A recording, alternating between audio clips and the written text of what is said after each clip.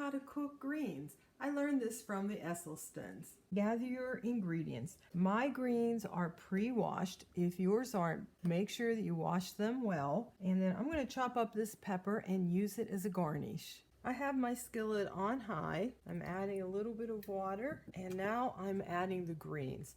And you may have to pack them down, but when they cook, they're going to shrink. Place the lid on, bring it up to a boil, and then turn it down very, very low and let it simmer 2 to 3 minutes.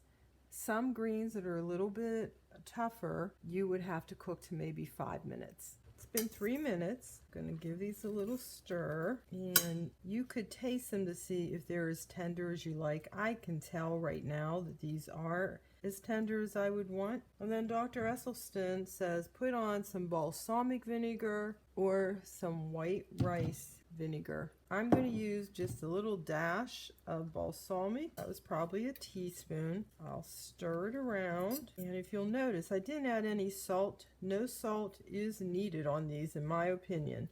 I'm going to plate it and I'll be back. I'm serving it with clementines. I'm using this as a snack. And now I'm putting the red peppers on top. As you can see, I just made them nice and small. Let's come back for a taste test.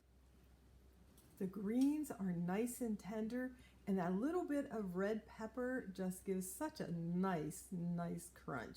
I hope you'll try this and get all your veggies in. See you next week.